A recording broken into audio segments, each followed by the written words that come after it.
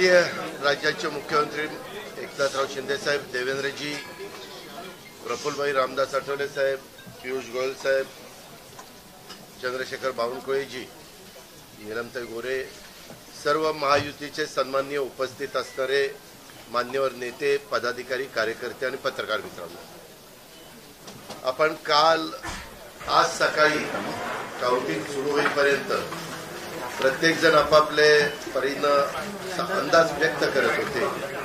काल तर मी स्वतः वेगवेगळ्या चॅनलला बघत होतो, म्हणजे आम्ही तिघं कशातच नसल्यातच जमा होतो, बाकीच्यांच्या गाड्या फिरवणं, ड्रायव्हिंग करणं, इकडं जाणं तिकडं जाणं, इतकं काही सुरू होतं की आम्ही पहिल्यांदा 250च्या पुढे जाऊन आम्हाला वाटत होतं, कालचं सगळं बघितल्यानंतर आम्हाला वाटायला लागलं की आपण कुठेतरी खाली जातोय का काय।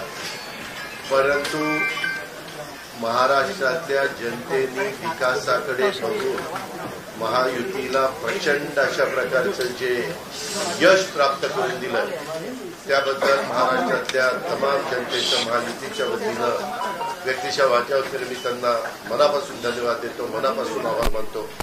सगळेच कार्यकर्ते राबले, उमेदवार राबले, सगळे सहकारी घटक पक्षांचे, मित्र पक्षांचे सगळे आमचे सहकारी त्याच्यामध्ये स्वतःला झोकून दिलं आणि सगळ्यांनी ही निवडणूक आपली स्वतःची निवडणूक आहे असं समजून त्या ठिकाणी कामाला लागले। आमच्या ज्या योजना होत्या, योजनांच्या बद्दल बरेच थोडीशी चेष्टा मस्करी करण्यात आली, आम्हाला त्याच्यामध्ये दोष देण्यात आला, आमची थोडंसं टीका टिप्पणी करण्यात आली की राज्य कंगाल केलं, अमुक झालं तमुक झालं। परंतु नंतर त्यांचे जाहीरनामे बाहेर आल्यानंतर आम्हाला ते दिसलं की काय चाललेलं आहे, कसं चाललेलं आहे, जाहीरनामे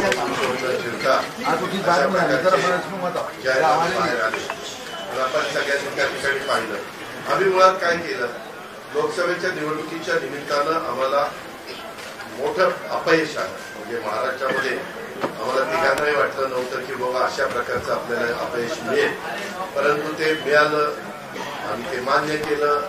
त्याच्यातून आम्ही पुन्हा सावरण्याचा प्रयत्न केला।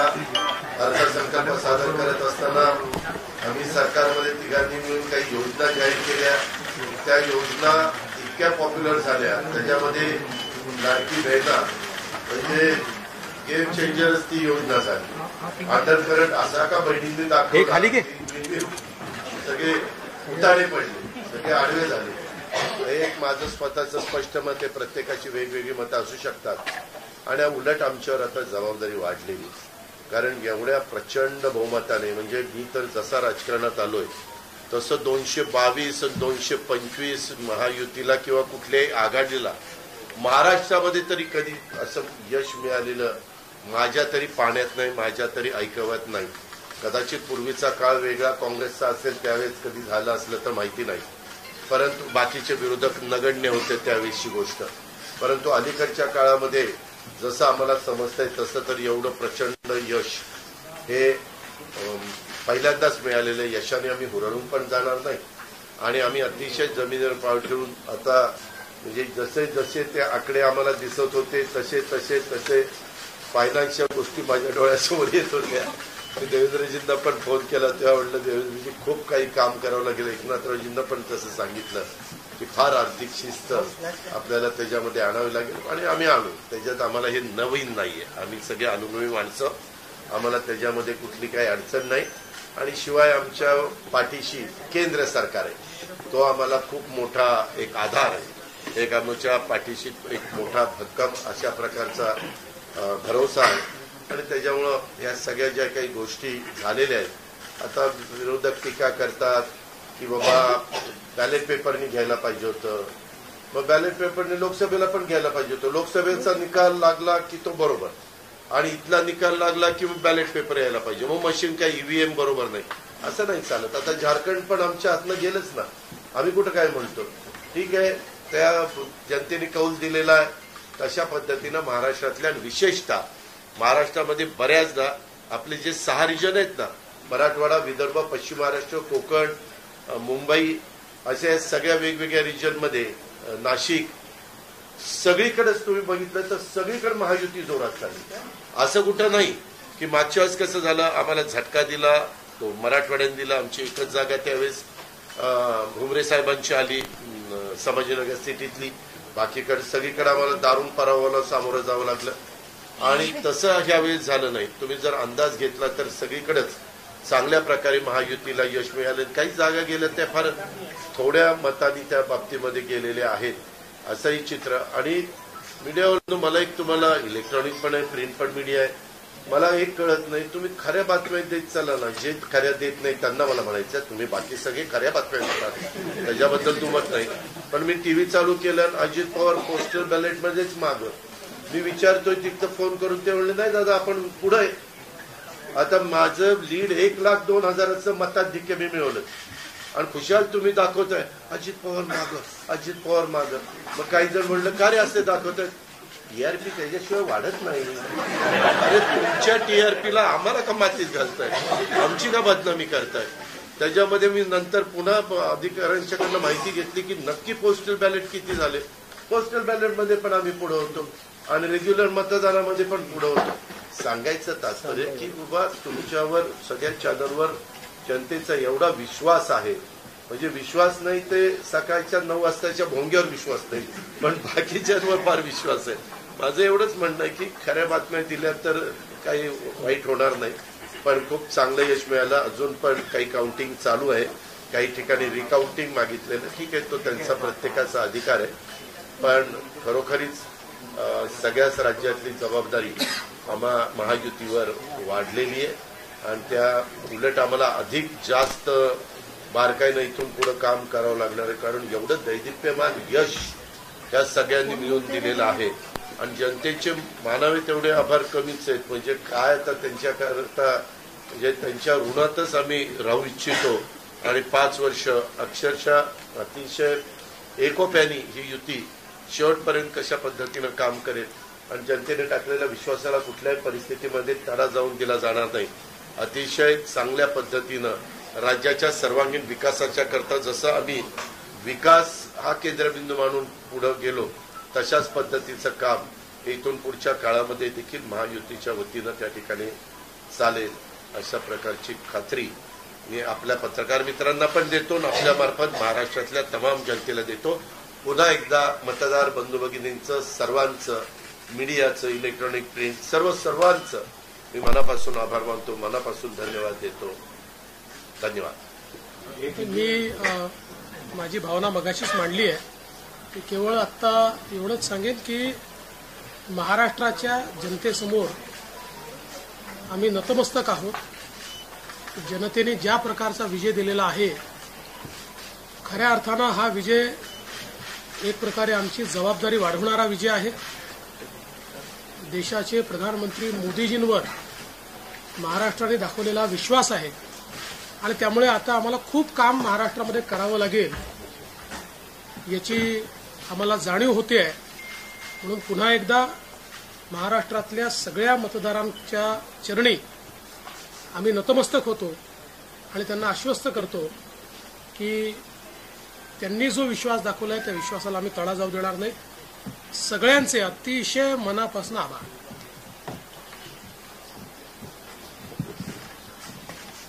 खरं म्हणजे आजचा हा महाराष्ट्रातला ऐतिहासिक दिवस आहे आणि ऐतिहासिक विजय देखील आहे. आतापर्यंतच्या अनेक वर्षांच्या निवडणुका आपण पाहिल्या, परंतु ही निवडणूक लोकांच्या हातात घेतली अशा प्रकारची निवडणूक होती. म्हणजे लँडस्लायडिंग जो काही विक्ट्री आपण म्हणतो ऐतिहासिक, याला काय शब्द वापरायचे मला कळत नाही, परंतु लोकांनी मतांचा, प्रेमाचा वर्षाव महायुतीवर केला. कारण लाडकी बहीण असेल, लाडका भाऊ असेल, लाडका शेतकरी असेल, एकंदरीत सगळ्याच घटकातल्या लोकांनी यावेळेस महायुतीवर प्रेम दाखवलं आणि त्यामुळे मी सगळ्या मतदारांना मनापासून धन्यवाद देतो आणि त्यांना एवढ्या मोठ्या ऐतिहासिक विजयासाठी साष्टांग दंडवत घातला पाहिजे अशा प्रकारचं काम मतदारांनी केलेलं आहे. खरं म्हणजे गेल्या 2-2.25 वर्षामध्ये मी, देवेंद्रजी, अजितदादा, आम्ही जे काम केलं या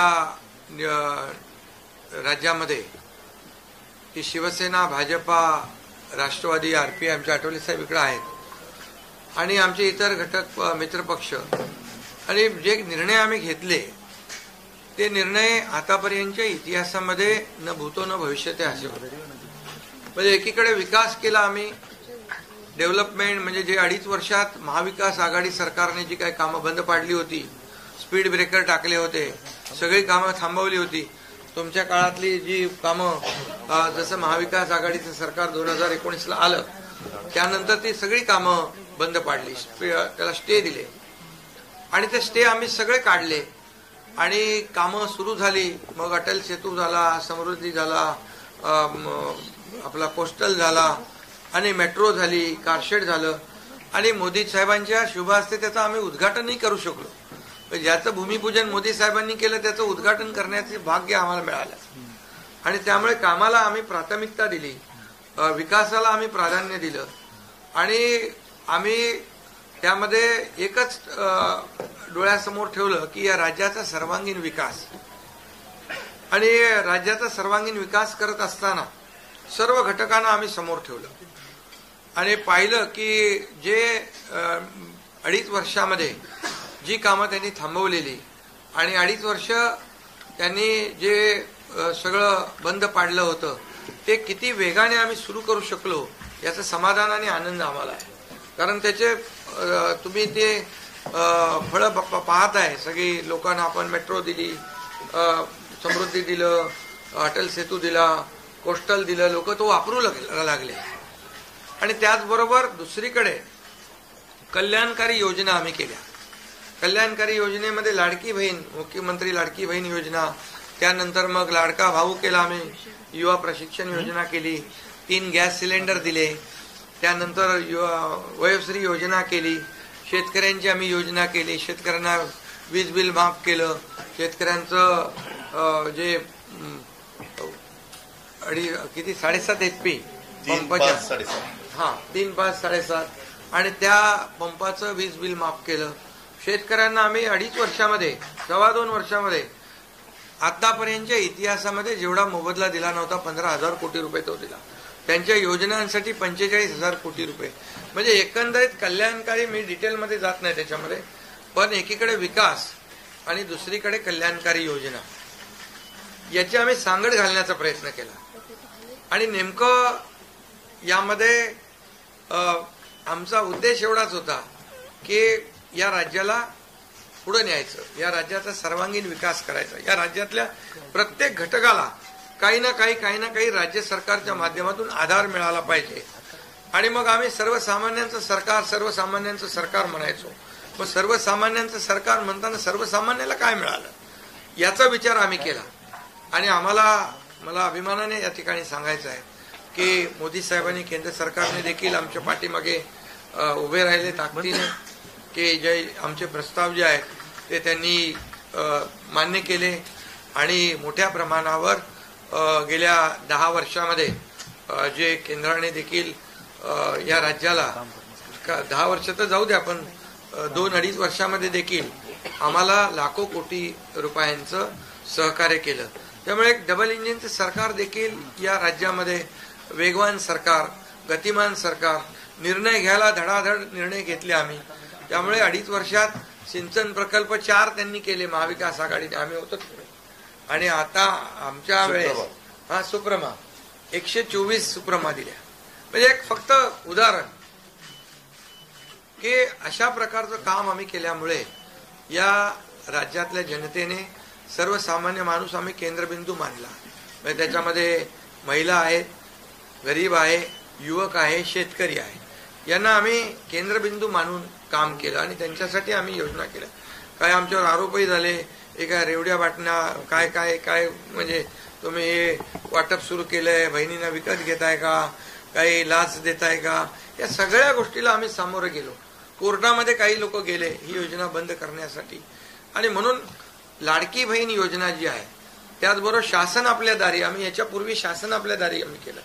डायरेक्ट तेव्हाही योजना होत्या, पूर्वी लाभही होते, सगळं होतं, परंतु लोक कंटाळून ते योजनांचा लाभ घेण्यापासून वंचित राहत होते. आम्ही 5 कोटी लोकांना त्याचा लाभ दिला, शासन आपल्या दारी.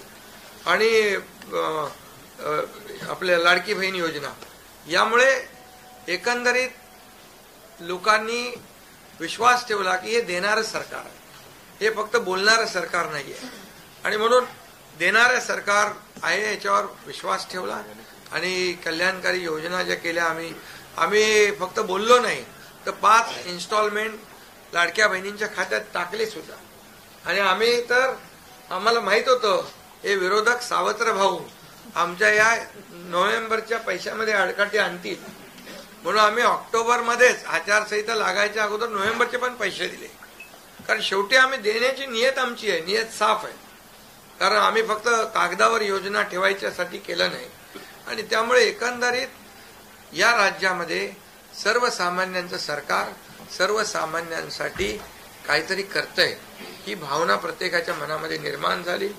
आणि आम्ही म्हणालो कॉमन मॅन. आता कॉमन मॅनने आम्ही ठरवलंय की त्यांच्या जीवनामध्ये काही बदल घडवून चांगले दिवस आणून त्याला सुपरमॅन करायचं.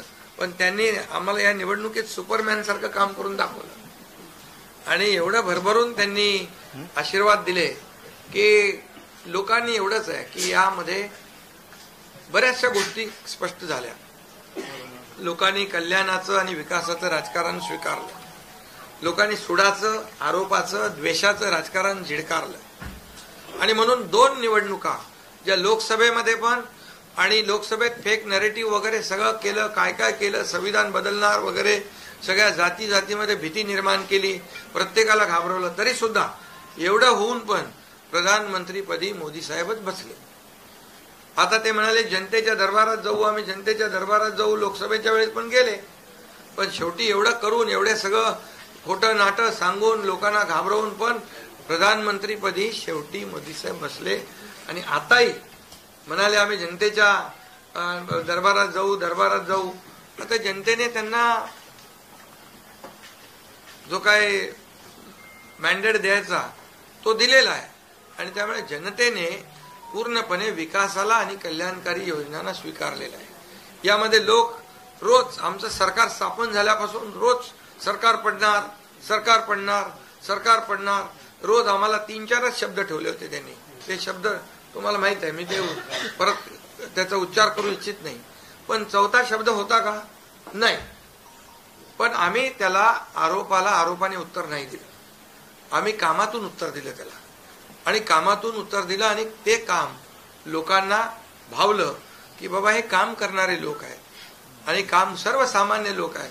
मी स्वतःला काय समजायचो, सीएम म्हणजे चीफ मिनिस्टर, मी म्हणायचो कॉमन मॅन आहे. आता कॉमन मॅन मध्ये मी जायचो. आता आमचे दोन्ही उपमुख्यमंत्री दोन्ही आम्ही 24/7 काम करत होतो.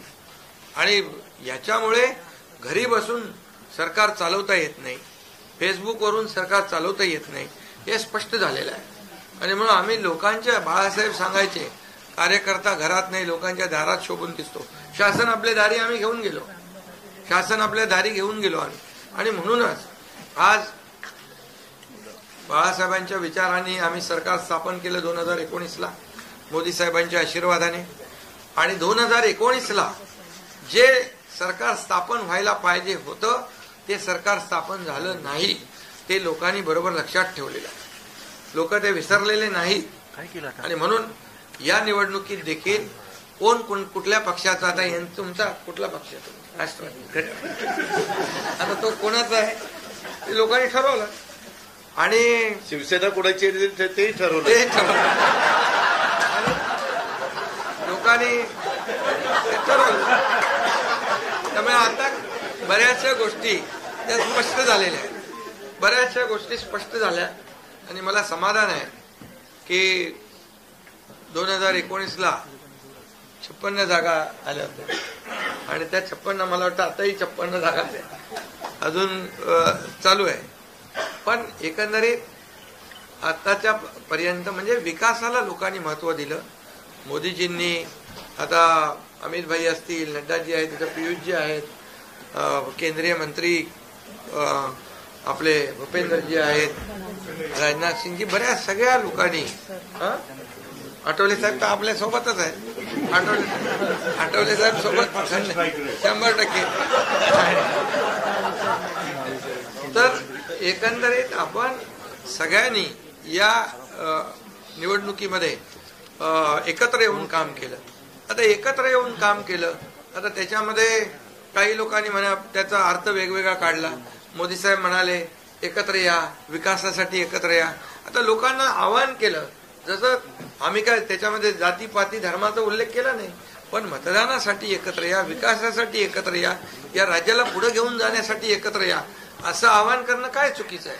आणि लोकांनी ते एकत्र येऊन एकजुटीचं दर्शन या निवडणुकीमध्ये घडवलं आणि मतांची टक्केवारी वाढली, मतदानाची टक्केवारी वाढली, महिलांच्या, आमच्या लाडक्या बहिणींच्या टक्केवारी वाढली. आतापर्यंत महिलांचं टक्केवारी कमी असायची पुरुषांपेक्षा, पण यावेळेस ती टक्केवारी जास्त आहे.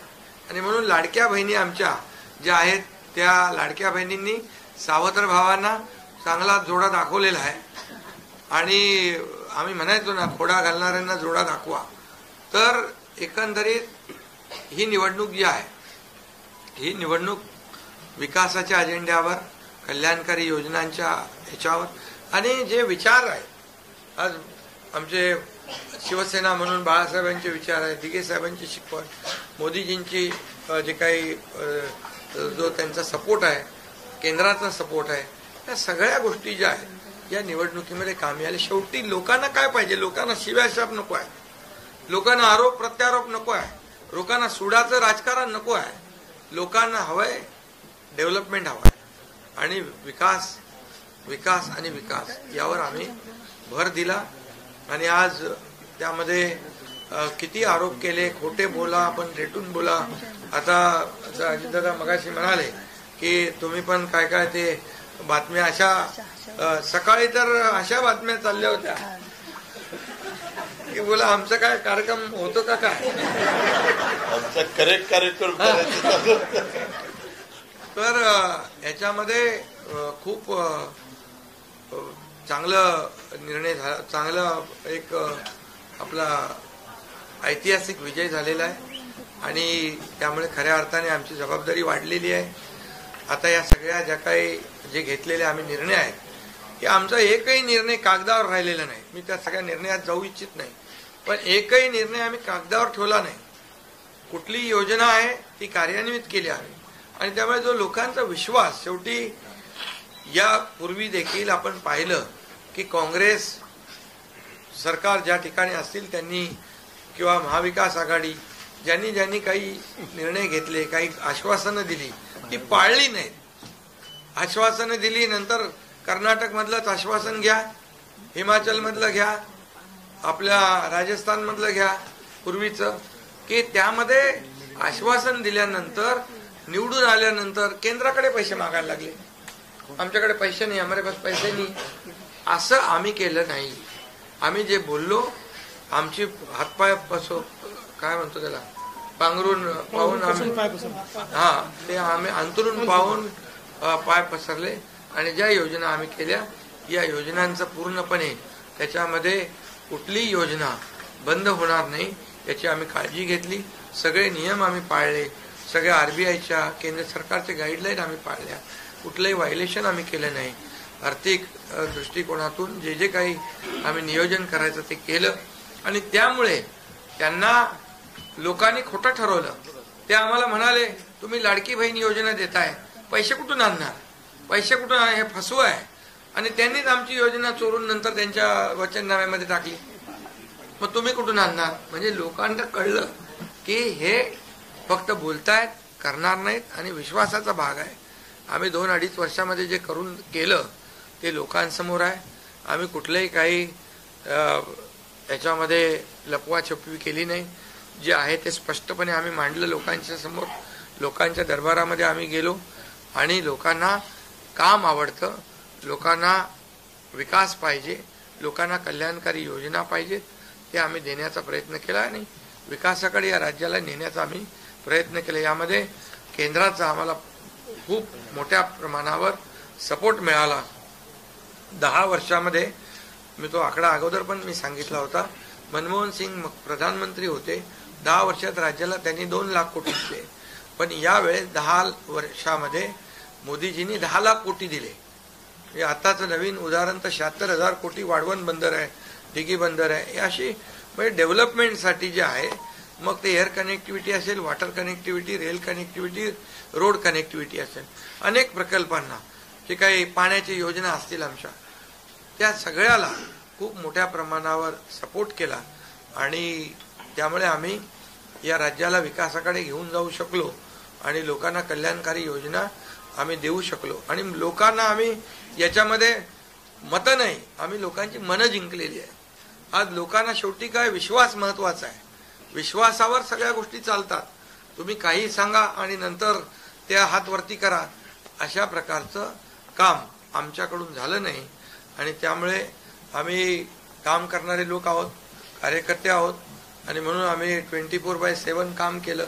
जेव्हा जेव्हा शेतकरी अडचणीत आला तेव्हा तेव्हा त्याच्या मागे आम्ही उभं राहिलो. त्याला वाऱ्यावर आम्ही सोडलं नाही.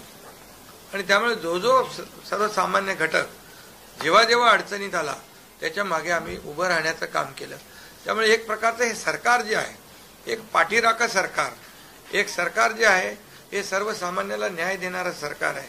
जनतेच्या पाठीमागे ताकदीने उभं राहणारं सरकार आहे. जसं आमच्या मागे केंद्र सरकार ताकदीने उभं राहिलं तसं आम्ही जनतेच्या मागे उभे राहिलो. आणि म्हणूनच आम्हाला हा असा प्रचंड दैदिप्यमान हा विजय मिळालेला आहे.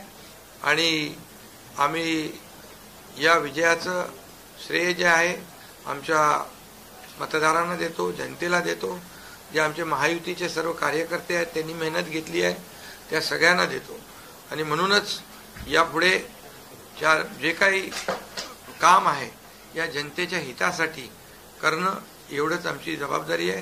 त्यामुळे पुन्हा एकदा मी आपल्या सगळ्या पत्रकारांना मनापासून धन्यवाद देतो, आपले आभार मानतो. आणि आता इथून पुढे तुम्ही खऱ्या चांगल्या बातम्या दिल्या तर तुमचा TRP वाढत जाईल. आमचे प्रकल्प जे आम्ही सुरू केलेत त्याच्या बातम्या द्या, लोकांच्या फायद्याचे जे प्रकल्प आहेत त्याच्या बातम्या द्या. वाचाळवीरांच्या बातम्या देऊ नका. देवेंद्र जी, सवाल ये है कि महाराष्ट्र में पिछले कुछ समय से जाति जाति में लगातार एक दंगा फैलाने की कोशिश हो रही थी. क्या स्थिर सरकार को लेकर के मैंडेट है क्या? दूसरा, वोट जिहाद शब्द आपने इस्तेमाल किया था, इस बार भी ऐसी कोशिश कई जगहों पर हुई थी, उसको कैसा जवाब? मुझे ऐसा लगता है कि प्रधानमंत्री जी ने एक जो नारा दिया था, एक है तो सेफ है, सब समाज को साथ में लाने वाली जो बात प्रधानमंत्री जी ने कही थी, महाराष्ट्र के लोगों ने उसको रिस्पॉन्ड किया है. और महाराष्ट्र के सभी समाजों ने एक साथ मिलकर एक बड़ा मैंडेट हमको दिया है. मुझे लगता है कि आज निश्चित रूप से जो लोग तुष्टीकरण की राजनीति करना चाहते थे, जो डिविजिव पॉलिटिक्स करना चाहते थे, उनको करारा जवाब जनता ने ही दिया है. और प्रधानमंत्री जी की बात को लोगों ने यहाँ पर एक्सेप्ट किया है.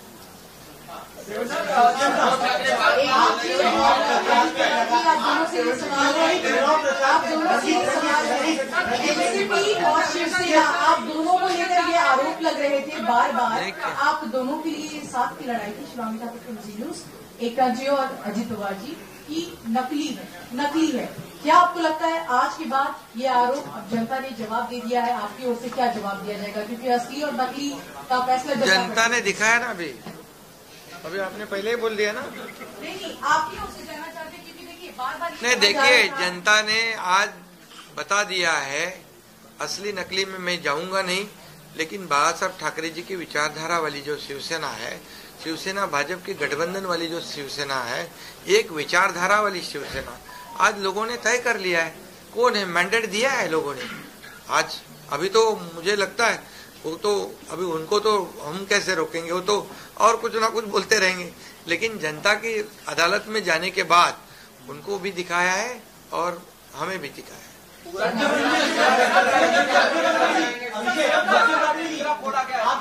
ईवीएम का देखो, अभी झारखंड में ईवीएम अच्छा है क्या?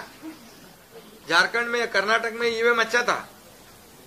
जब अभी वो लोग पहले जब जीतने के बाद बोलते ईवीएम अच्छा है, इलेक्शन कमिश्नर अच्छा है, वो लोग तो सुप्रीम कोर्ट तक तो उनको सलाह मशवरा देते हैं उनको. वो जो यंत्रणा उनके बाजू से मतलब उनके फेवर में रिजल्ट आते अच्छी है। अभी तो वोटर लिस्ट पे भी उन्होंने ऑब्जेक्शन लिया था। तो जब हार जाते हैं तो बोलते ये यंत्रणा खराब है, जीतते तो बोलते अच्छा है। ऐसा कैसा है?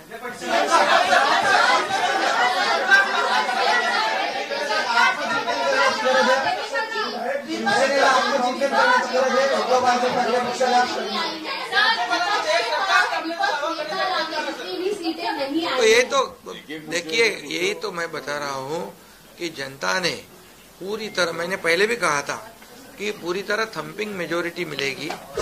ये पूरा लैंडस्लाइड विक्ट्री है ये पूरी तरह।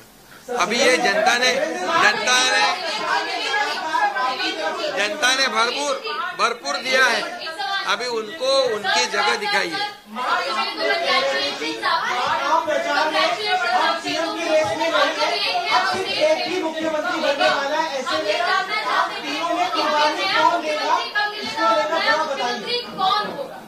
अरे भैया,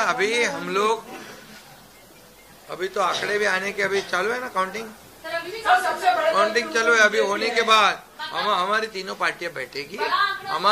जैसे आपको बताते हैं, जैसे हमने सीटों का बंटवारा हुआ, हमें कोई मतभेद हमारे में नहीं थे, आज भी कोई मतभेद नहीं है। हम हमारे वरिष्ठ और हम लोग बैठ कर उसके ऊपर निर्णय लेंगे।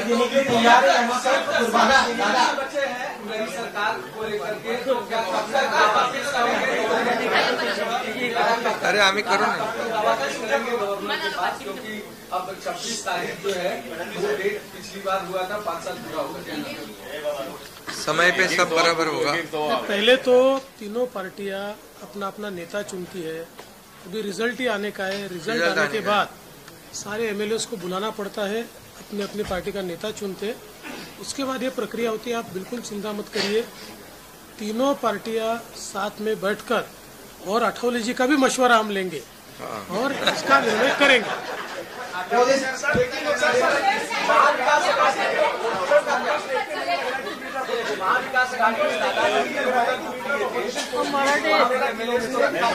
तो ये जनता ने तय किया है ना, जनता ने इतना भरोसा दिखाया है, अभी हमारी जिम्मेदारी बढ़ गई है। हाँ, तो फिर वही तो पब्लिक जनता ने दिखा दिया है, जनता ने पूरा विश्वास दिखाया, तो हम पूरे विश्वास के साथ अभी काम करेंगे। कल से 3 बार मीटिंग हुई थी यहाँ पर। हमने एक भी मीटिंग नहीं करी थी, हम लोग शांत बैठे थे। हमने मीटिंग भी नहीं करी थी और होटल भी बुक नहीं किया था, क्योंकि हमें मालूम था थंपिंग मेजोरिटी मिलने वाली है। और उनके आवश्यकता पड़े तो उनके होटल हम मांग लेंगे, उनकी बुकिंग हम ले लेंगे।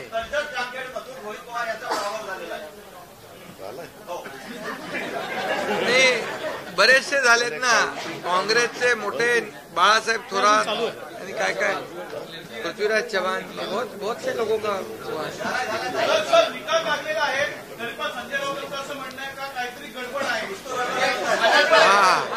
लोकांच्या मनातला निकाल नाहीये, बॅलेटवर निवडणुका घ्यायला संजय राऊतची बरोबर आहे।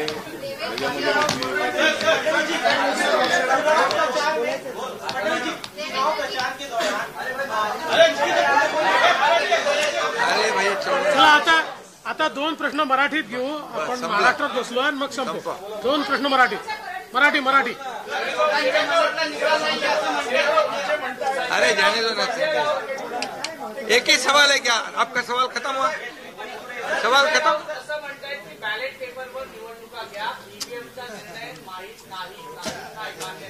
पुन्हा एकदा तुम्हाला विचारतो, संजय राऊत कोण? ईव्हीएमचा निर्णय मान्य आहे।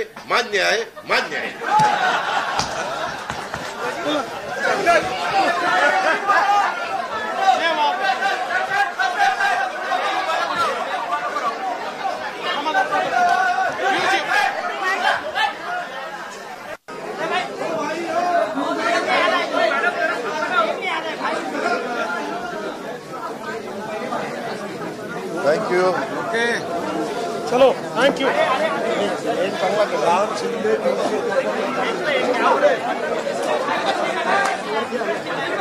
सर